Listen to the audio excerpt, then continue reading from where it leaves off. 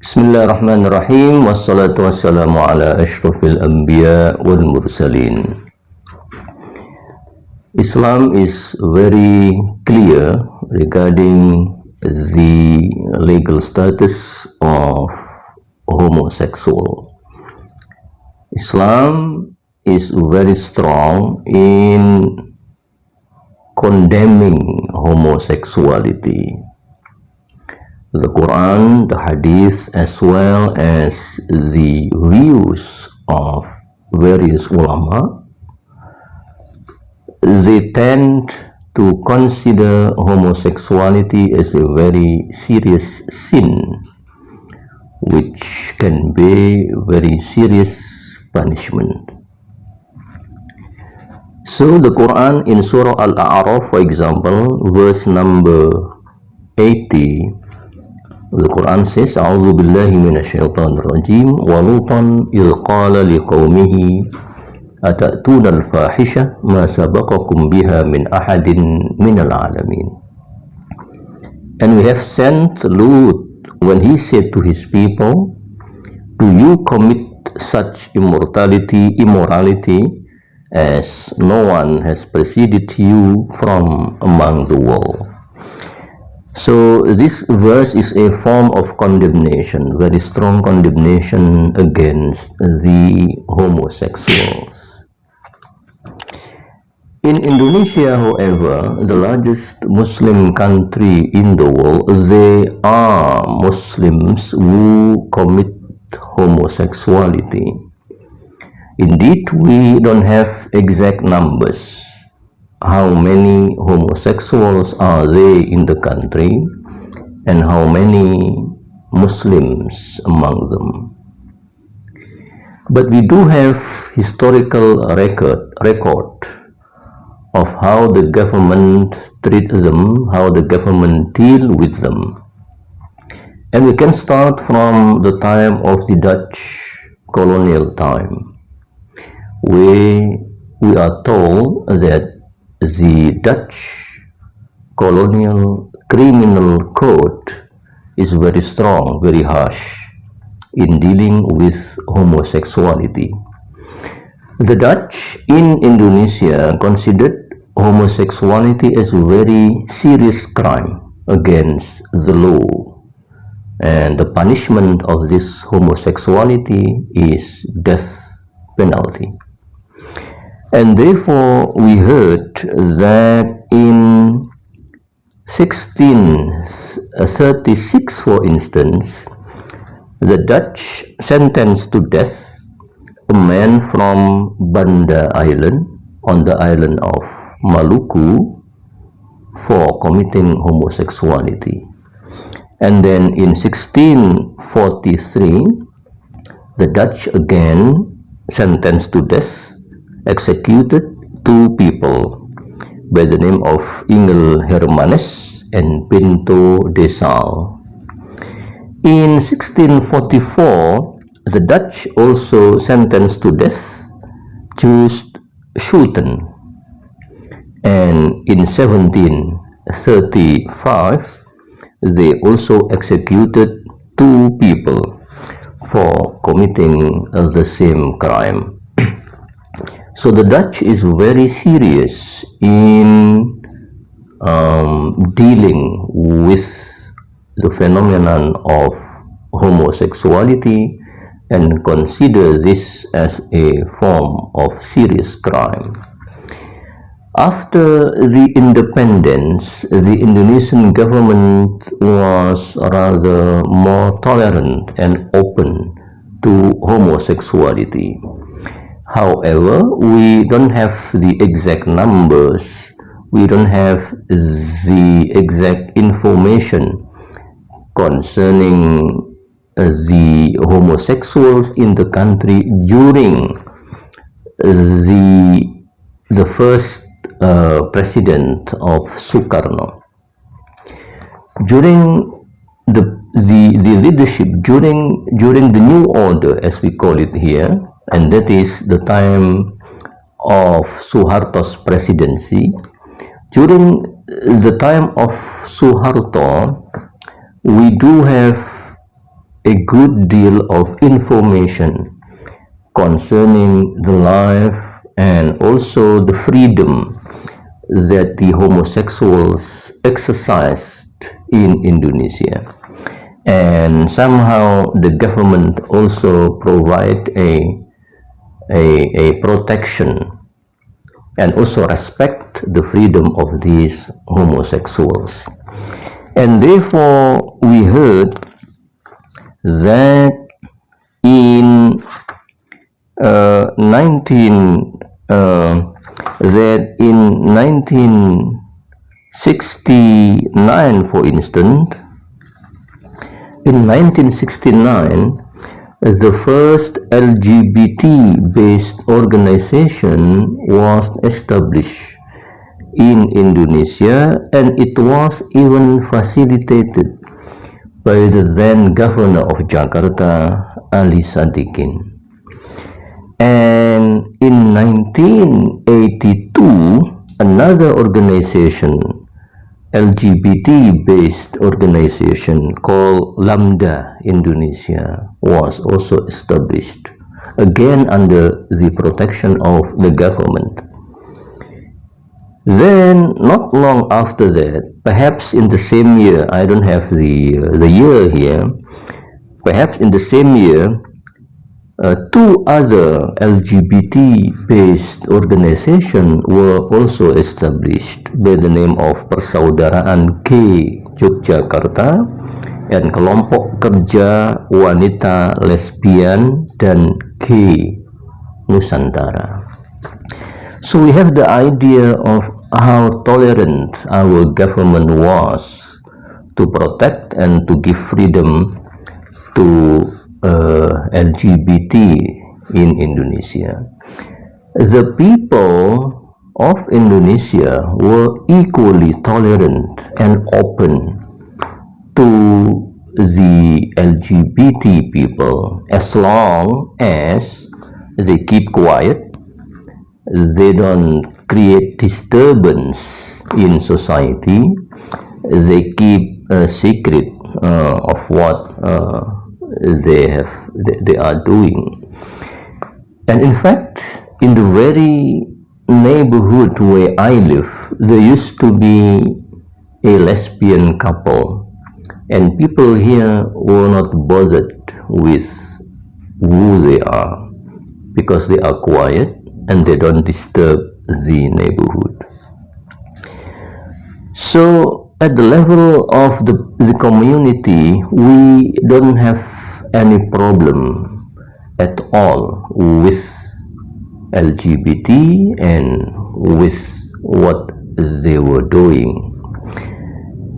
And in terms of our national law, there were a lot of efforts back in 2003 from the members of the parliament to introduce the law that ban homosexuality, as well as other form of what they call abnormal behavior. But this attempt came to no avail. They failed to make this attempt a law. They failed to make this bill law that prevent, or rather that prohibit legally the homosexuality in the country.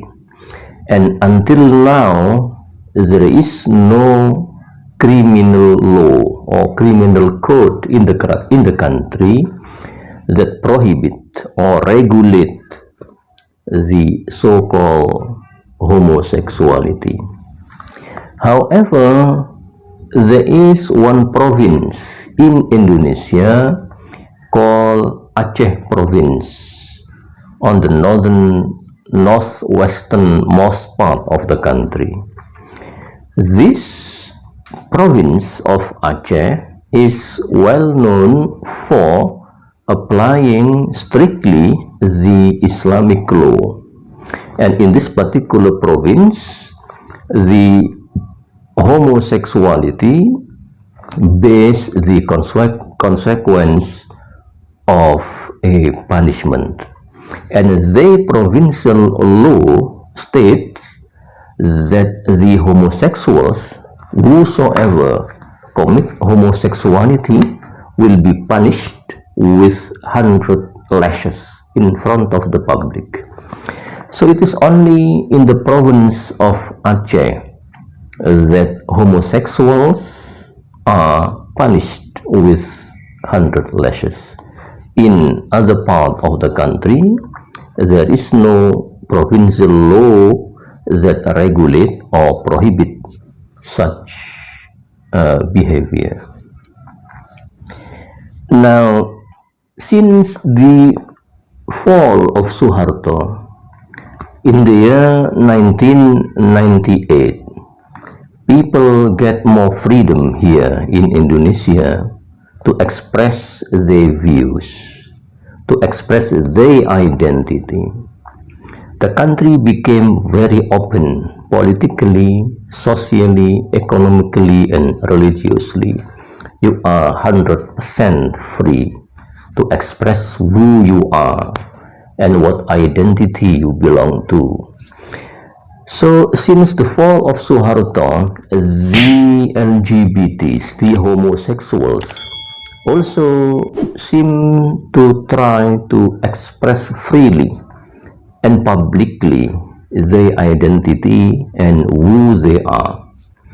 So, since 2000, for instance, the homosexuals in Indonesia regularly and annually organize the gay film festival in the country.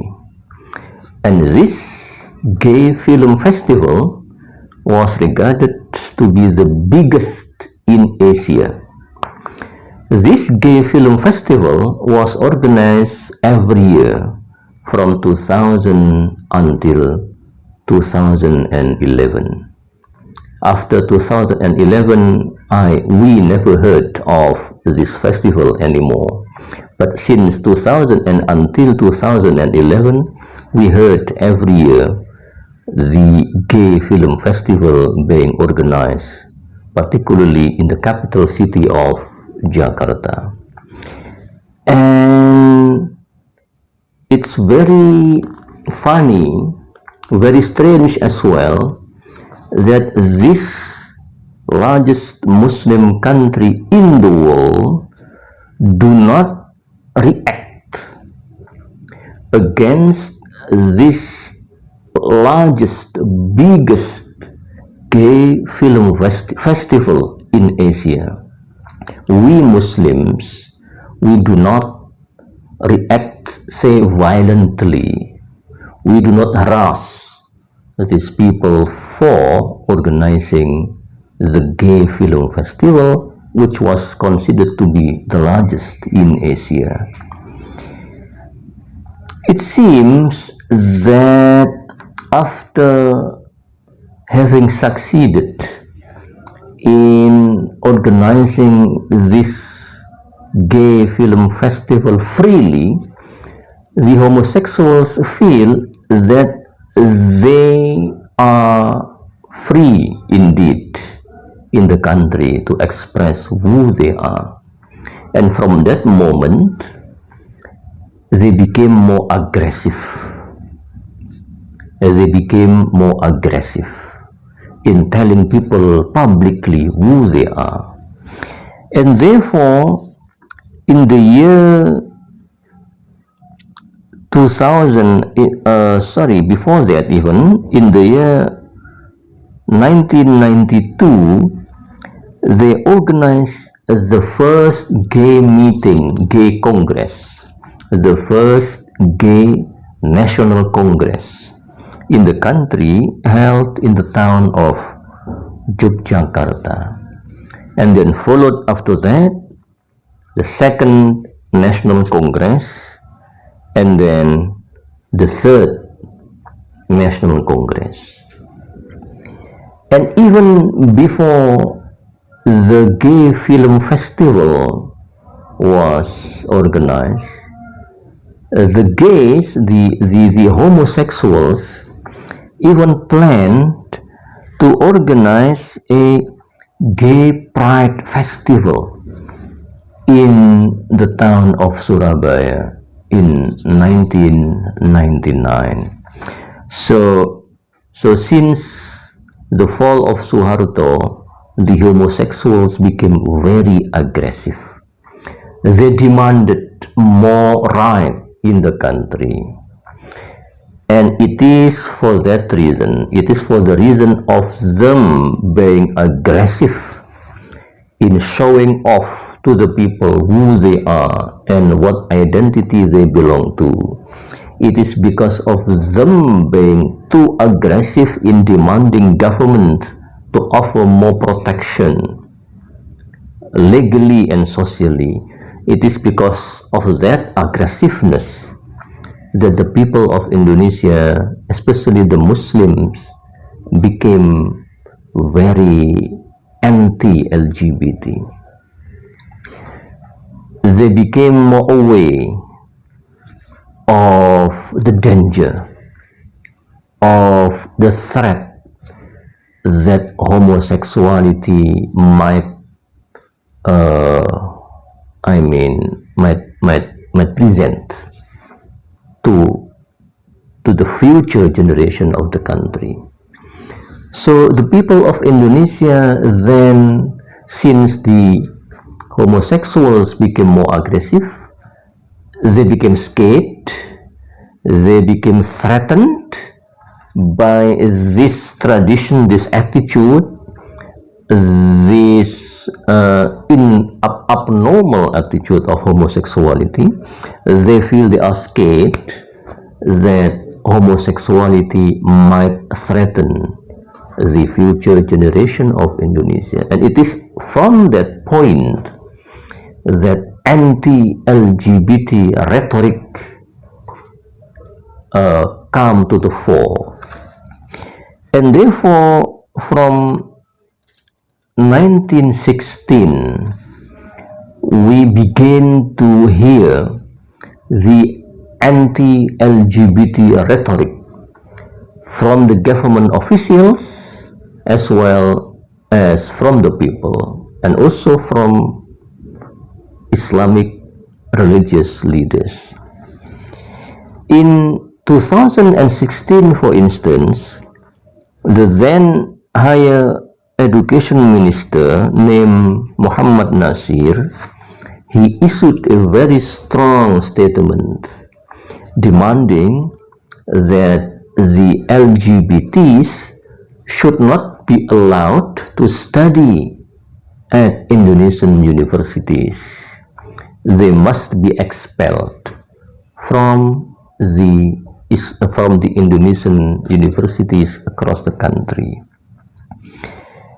And then the National Broadcasting Commission banned any LGBT-oriented attitude and behavior on any TV program, considering they feel that LGBT or homosexual attitude, it is feared, will be duplicated by young viewers as well as the children.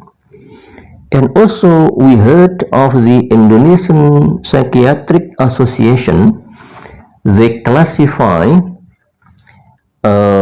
homosexuality as a form of mental disorder. And we also heard the then Minister of Defense in Indonesia, his name is Riamizat Riyakudu. He calls LGBT movement as a form of proxy war, and he identified that the LGBT right movement in Indonesia, they received a financial support from United Nations.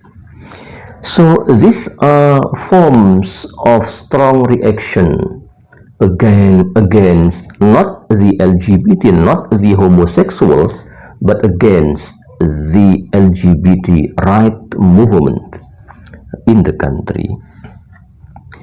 So at the moment, indeed, we don't have the exact numbers of how many homosexuals are there in the country, and we don't have exact numbers of how many Muslims among these homosexuals, how many are they, how many Muslims are they that committed homosexuality. But on the ground and on daily life, we rarely heard of homosexuals being harassed, being insulted on the street or even on the social media, on the mass media. We don't hear anymore people harassing or insulting homosexuals after or beyond the year 2016.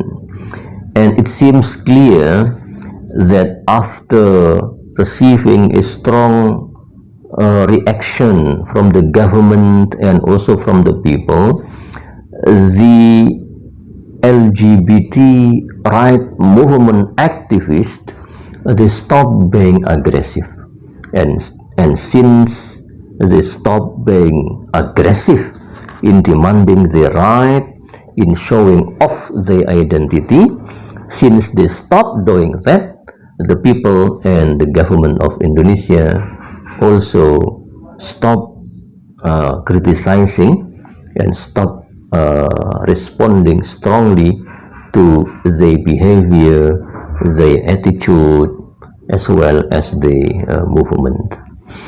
And at the moment, the gay right movement seems very quiet in Indonesia, and I think since 2016,